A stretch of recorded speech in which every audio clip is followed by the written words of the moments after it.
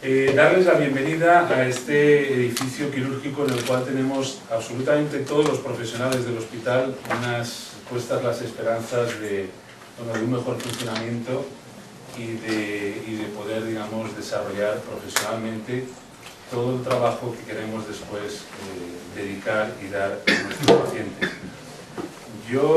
La mayoría de ustedes son técnicos y lo que sí que me gustaría es trasladarles cuál ha sido, digamos, la génesis de esto, ¿no? de este edificio, de esta, digamos, agrupación de quirófanos, ¿no? Y cuáles son las expectativas que tenemos. Nosotros, antes de empezar la construcción, durante más de 2 años, estuvieron todos nuestros profesionales del área quirúrgica, médicos, cirujanos y enfermeros, trabajando y haciendo aportaciones para, bueno, pues, plasmar todo el conocimiento en una idea de cómo tenía que ser un edificio, básicamente un edificio de producción quirúrgica.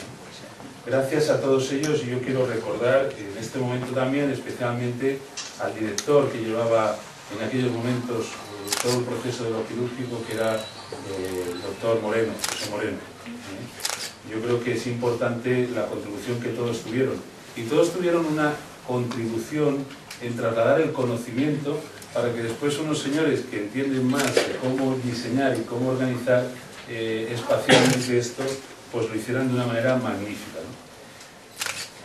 También es verdad que esto, y déjenmelo decir así de claro, nos complica la vida. Es decir, ahora tenemos que hacer frente a todas aquellas ideas, a todas aquellas aportaciones que en su momento hicimos, que insisto, que magníficamente trasladadas a una realidad, pues nos van a provocar en la organización la necesidad de un cambio cultural muy importante.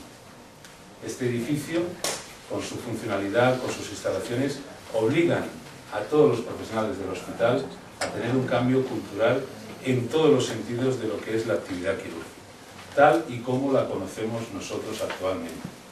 Para que sepan ustedes, nosotros tenemos 7 áreas quirúrgicas en el hospital. Es decir, es, digamos, el paradigma de la insostenibilidad.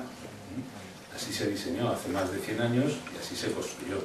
Y la verdad es que con esas 7 áreas diferenciadas hemos tenido, con unos excelentes profesionales, la capacidad de ser, en estos momentos, el hospital que más producción quirúrgica tiene de la comunidad.